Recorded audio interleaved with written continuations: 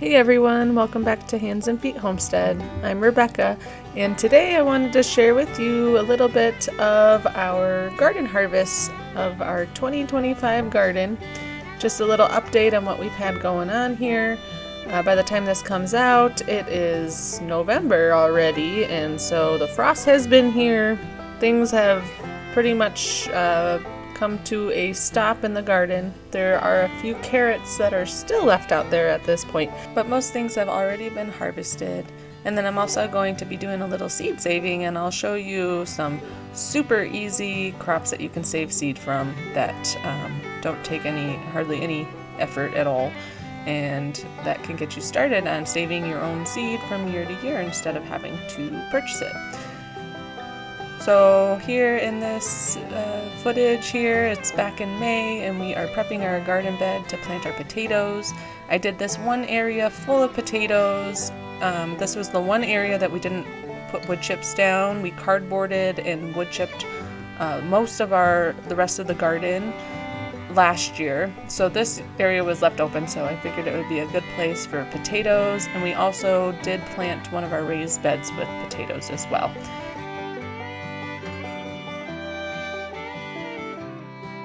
Together, Mama. We found this one together. Oh, good job. It's in my big pile. Oh, there we go. Look, guys. Whoa. So fast forward now to about mid-September, we decided to harvest our raised bed that was planted with our potatoes. This is one of our favorite things to grow and to harvest, and the kids always have so much fun helping dig up all the little potatoes. It's something that we look forward to every year. What is it? Find anything? What's in there? Oh. Oh boy. So we went ahead and got this raised bed all dug up, and at this point in time we did not get to the in-ground potatoes. We did that a little bit later. I was just trying to get things harvested little by little over time, because as you can see, I was pregnant. I've since had our baby since then, but I was trying to do little bits here and there while I could to get ready and have everything done by the time baby came. We ended up doing pretty good from that bed. We got almost a whole bucket full of those potatoes just from the one raised bed, which one nice thing about the raised beds is that we have the hardware cloth underneath, and we know that they will be protected from the voles or the moles that we have in our garden.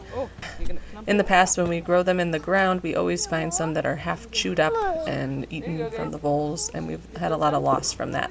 So it's been super nice to have them in a raised bed. Okay, we're gonna pop up these onions real quick. Just lay it on the ground next to it. Perfect. There you go. After the task of harvesting our potatoes, we moved on to getting our onions out of the ground. It wasn't a great harvest on those this year. We didn't have a whole lot. I usually plant a lot of onions because I love using them throughout the winter. They store so well. They're great keepers. We use them in pretty much everything we cook, so I usually like to plant a lot more.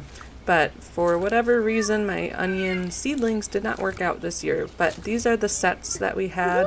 Sets are so much easier to just plant. They're just easier to work with. You just have a little tiny bulb to pop in the ground versus dealing with the little onion seedlings. So I always do like the ease of those better. But just in general, we didn't plant a huge amount of them this year. A lot of things in the garden got kind of put on the back burner this year. We had a lot of things arise in the early planting season in the spring that required us to travel a lot. So we didn't get as much planted as we normally would. But I am so thankful for what we did get planted, and it's always a great experience for all of us to be able to harvest anything from our garden. We have our first frost coming tonight. Yep. We got to get everything up that can't handle it. All right, you're gonna get raspberries? Yeah. Okay. Leah is harvesting the beans and eating them. So that's good. Here's the raspberries. It's our last. The little kid buckets. We got to get as many as we can. It's our last chance. Yep. So we knew that we were going to be having a hard frost this evening, so I was just going around and harvesting all of the tender crops that can't handle a frost. So here I'm just taking all the tomatoes that I can off the vine, just taking all the red and green ones and putting them in boxes. This year was a little bit better than the last few years as far as production goes. I heard from a lot of other gardeners in our area saying that this year was a really good tomato year too. You picking them?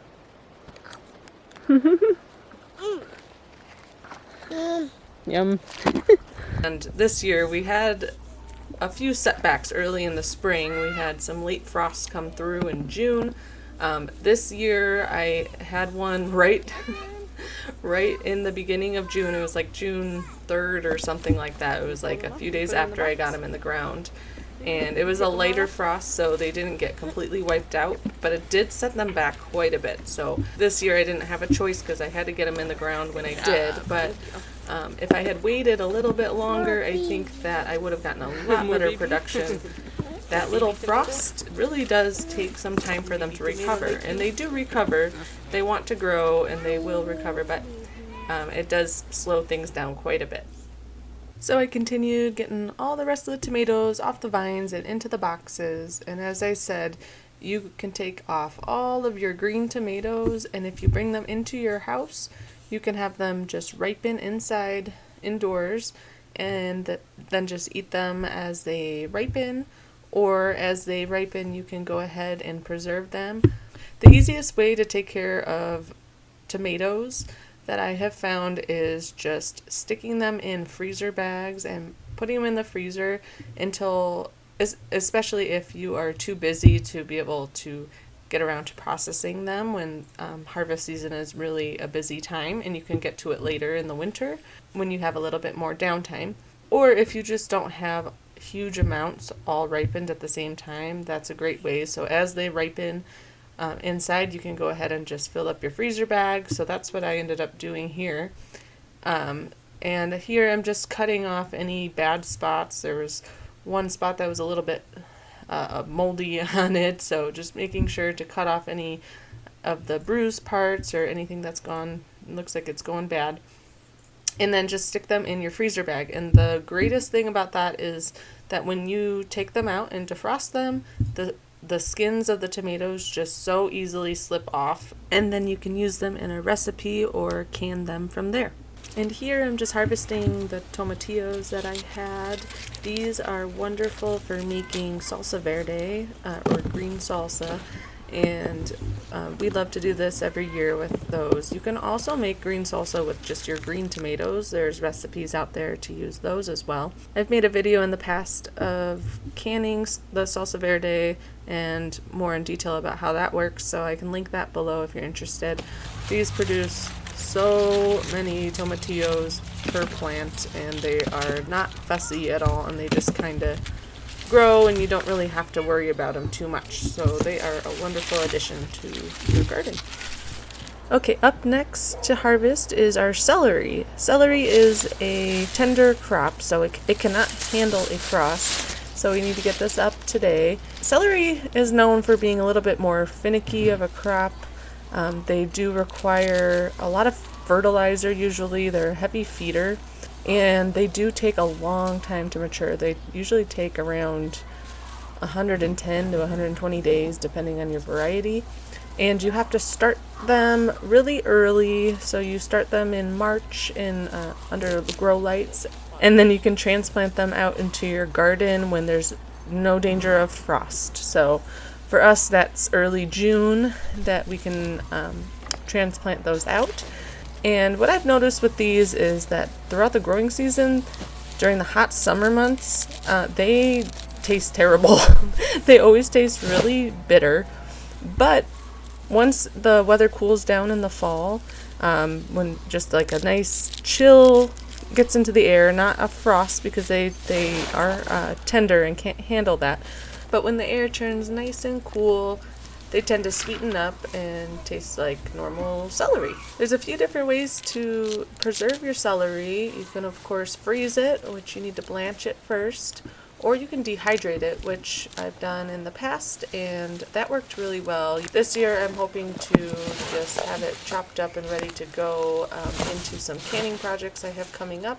And I always take and save the leaves from the celery plants. I put them in the freezer, and then when I make bone broth, I usually do that once a week. I add it to my bone broth, and it adds a nice flavor and adds some extra nutrients to it as well. And that brings us to harvesting our pumpkins. We only got a few pumpkins, unfortunately, but the ones that we did get was the Winter Luxury, which is that orange, lacy looking pumpkin. It's a beautiful pumpkin. It makes wonderful puree for pies. And then the other one that we got was the sweet meat, which I was so happy I got at least one of those, because that one is our absolute favorite in terms of taste. It had the best tasting puree when we did a pumpkin comparison video a few years back. I'll link that below. We grew a whole bunch of different types of pumpkins and compared how they looked and how long they stored for and how they tasted. And the sweet meat, although didn't seem to produce that many pumpkins on the vine, was definitely our favorite in flavor. So we love growing pumpkins. It's such a fun thing, especially for the kids to harvest, and they make great decor, obviously, for the fall. So we are enjoying those in our kitchen right now, and then we'll be cooking them up later this winter. One thing I really love to do with the pumpkins, besides making them into pie, is to make the puree and then dehydrate it and then make it into a powder.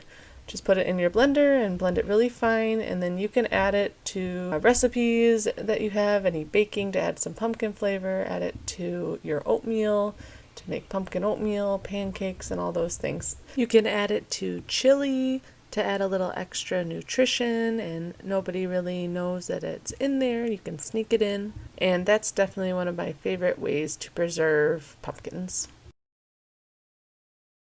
The next garden task is to get some seeds put away and saved for next year's garden. So if you're looking into getting into saving seed from your own garden, a good place to start is saving it from any beans. They just dry so easily on the vine, and you just open up the shell and take out the bean, and that's pretty much it. And the peas are the same exact way. So I've been saving seed from those for the past few years. These here are the Lincoln peas. I've been really happy with these. They don't grow very tall, so you don't need to trellis them, and they produce a lot of pods. So I've been very happy with these. And if you have little ones, getting your kids involved to help shell the seeds is a great garden task for them. They absolutely love it. They always have a blast taking out all the little seeds and helping me with that part. So that's always a fun way to have them involved too. And I wanted to get one last harvest on my calendula flowers so I could get those on my dehydrator. And I like to use those in making salves. I've made videos in the past about how to make your own herbal salves, and I can link that video below too if you want to learn how to do that. But I'm just getting them all harvested here, and then I'm also going to be saving some of the seed. To save the seed is really easy. You just take the dried up flower heads, and once you break it apart, you can see the little seeds inside. And that's all there is to that. And the last task of the day was to just get the rest of the flowers harvested so I can make a final bouquet to enjoy before the cold weather sets in. And that about wraps up this video. I thank you so much for coming along with us today. If you enjoyed the video, please remember to give us a thumbs up and leave a comment below. I always love hearing from you guys. And we will see you on the next video. Take care and God bless.